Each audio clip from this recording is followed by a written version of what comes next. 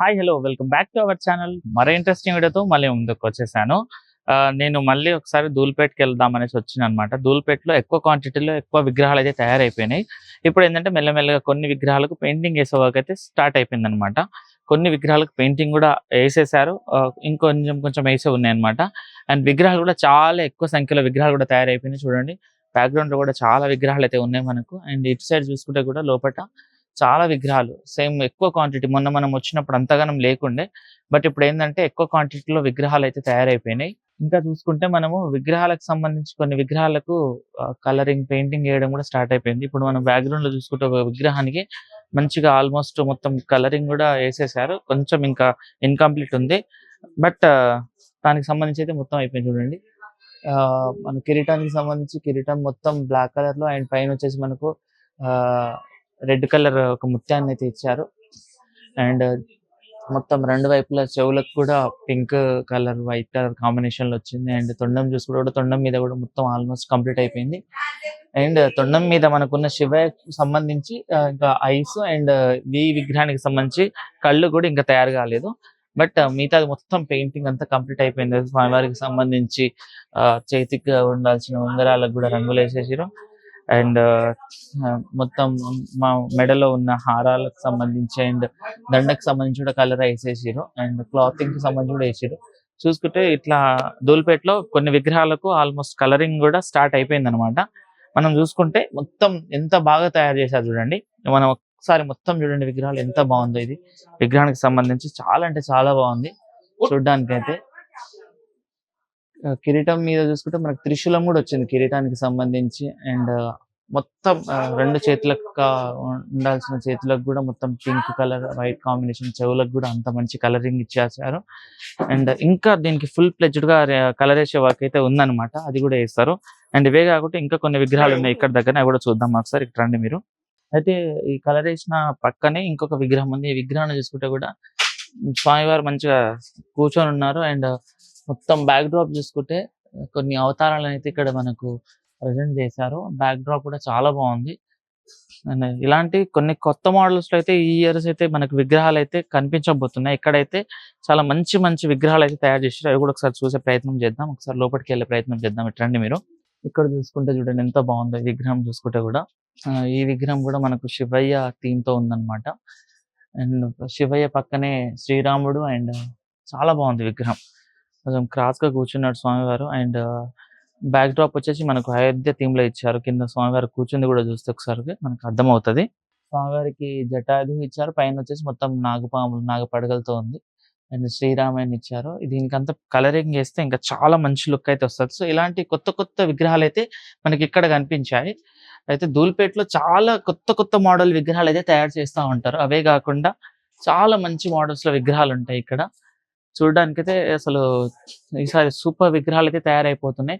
మనం ఇంతకు ముందు విగ్రహాలను చూడలేకపోయినాం, ఎందుకంటే ఇటు సైడ్ రాలేదు. బట్ ఈసారి నేను కొత్తగా ఇటు సైడ్ ట్రై చేశాను అనమాట. అయితే ఇక్కడ కూడా కొన్ని విగ్రహాలకైతే ఆల్మోస్ట్ కొంచెం కలరింగ్ అయితే వేసేసారు. చూడండి ఇక్కడ స్వామివారికి సంబంధించి ఆ పైన కిరీటానికి సంబంధించి మన పగడి ఇచ్చారు కదా, పగడికి అండ్ ఐస్ కి ఇవన్నీ కంప్లీట్ అయిపోయినవి. కొన్ని విగ్రహాలు కంప్లీట్ అయిపోయినాయి, కొన్ని ఇన్కంప్లీట్ గా ఉన్నాయి ఇవి కూడా. అండ్ అటు సైడ్ చూసుకుంటే అది కూడా కంప్లీట్ అయిపోయింది. అండ్ ఇది వచ్చేసి ఇంకా కొంచెం కొంచెం కొంచెం కొద్దిగా వేస్తా ఉన్నారు. సో కవర్ అయితే కప్పేస్తుంది ఇక్కడ. అండ్ ఈ గల్లీలో చూసుకుంటే ఏంటంటే మనం గల్లీకి ఎంట్రీ అవ్వగానే ఎంట్రీ ఉంటుంది కదా, ఎంట్రీ పైన కొంచెం స్పేస్ ఉంది. ఆ స్పేస్ పైన కూడా ఎంత మంచి విగ్రహాన్ని అయితే పెట్టారు చూడండి. ఒక్కసారి అటు తిరగండి మీరు. ఎంత బాగుంది చూడండి. కింద మొత్తం గ్యాప్, పైన వచ్చేసి మనకు మొత్తం నాగపడగలతో ఉన్న విగ్రహం అయితే ఇచ్చారు. సూపర్ అన్నమాట. చూడడానికి అయితే చాలా అంటే చాలా బాగుంది. అయితే నేను గల్లీలో ఎంట్రీ అయినప్పుడు చూసా ఆ విగ్రహం. చూడండి ఎంత బాగుందో. ఒక 10 to 12 feet ఉండొచ్చు ఆ విగ్రహం. మొత్తం నాగపాము తోటి చాలా బాగుంది. అయితే ఇక్కడ కూడా ఎంత మంచి విగ్రహం ఒకటి తయారు చేశారు చూడండి. చాలా బాగుంది. మొత్తం ఫినిషింగ్ అయితే ఇచ్చేసారు. దీనికి జస్ట్ పెయింటింగ్ చేసే వర్క్ అయితే ఉంది. కిరీటం చూస్తే కూడా చాలా యూనిక్ గా, అండ్ చెవుల దగ్గర కూడా కొంచెం యూనిక్ థీమ్ తో ఇచ్చారు. మనకు జగన్నాథ్ స్వామి లా కనబడుతున్నారు. అండ్ విగ్రహం చూసుకోవడానికి చాలా అంటే చాలా బాగుంది. పెద్ద పొట్ట, అండ్ ఇది మనం స్వామికి సంబంధించి ఫేసెస్ కూడా చాలా పెద్దగా ఉంది. అండ్ ఇది తొండం చూస్తే మాత్రం చూడండి తొండం దగ్గరకు వస్తున్నా నేను. చాలా పెద్ద విగ్రహాలు అయితే ఇక్కడ తయారు చేస్తా ఉన్నారు ధూల్పేటలో. ఇంతకు ముందు మనం చూడలే. ఇక్కడ వచ్చేసి మనకు మూచిక స్వామి కూడా ఇక్కడ ఉన్నారు. అండ్ పెద్ద పొట్టతోటి పెద్ద చేయితోటి చేతిలో మనము లడ్డు పెడతాం కాబట్టి ఇది చూడడానికి అయితే సూపర్ ఉందన్నమాట. ఇవే కాకుండా ఇక్కడ చాలా రకాల విగ్రహాలు అయితే ఉన్నాయన్నమాట. అవి కూడా ఒకసారి చూసే ప్రయత్నం చేద్దాం మనం. అయితే మనం ఇప్పుడు లక్ష్మీనారాయణ సింగ్ మూర్తి కళాకార్ అండ్ మోహన్ లాల్ సింగ్ కళాకార్ దగ్గర అండ్ సురేష్ సింగ్ మూర్తి కళాకార్ వాళ్ళ దగ్గరకి అయితే వచ్చినాం. ఇక్కడైతే మనకు బాలాపూర్ కి సంబంధించి బడా విగ్రహాన్ని ఇక్కడే తయారు చేస్తారు. మనం ఇంతకు ముందు వీడియోలో చూసినాం. అయితే బాలాపూర్ థీమ్ లోనే ఉన్న కొన్ని విగ్రహాలు అయితే ఇక్కడ తయారు చేసేసారు.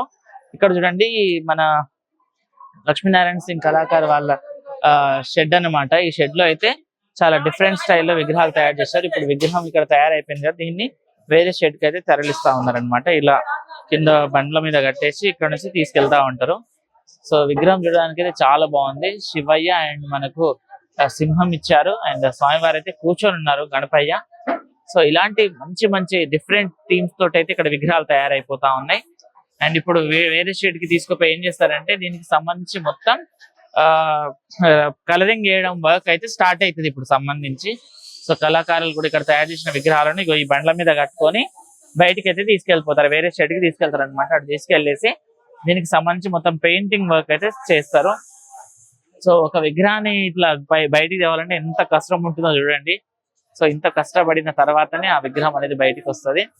సో అలాంటి వర్క్ అయితే వీళ్ళు చేస్తూ ఉంటారు. మనం లోపలికి వెళ్ళే ప్రయత్నం చేద్దాం. లోపలికి వెళ్ళి విగ్రహానికి సంబంధించి ఫుల్ డీటెయిల్స్ అది తెలుసుకుందాం. ఇప్పుడు లోపలికి రండి. అయితే ఇప్పుడు మనమైతే బాలాపూర్ కి మోడల్ విగ్రహం దగ్గరకు వచ్చేసినాం. దీనికి సంబంధించి ఈ షెడ్ అంతా చాలా విగ్రహాలతో అయితే నింపేసిరు. అండ్ మనకు బడా విగ్రహం అండ్ చోటా విగ్రహాలు కూడా తయారైపోయినాయి బాలాపూర్ మోడల్లో. ఇది వచ్చేసి మనకు 18 ఫీట్ల వెడల్పు 25 ఫీట్ల పొడవు అనేది ఉంటుంది అనమాట విగ్రహం.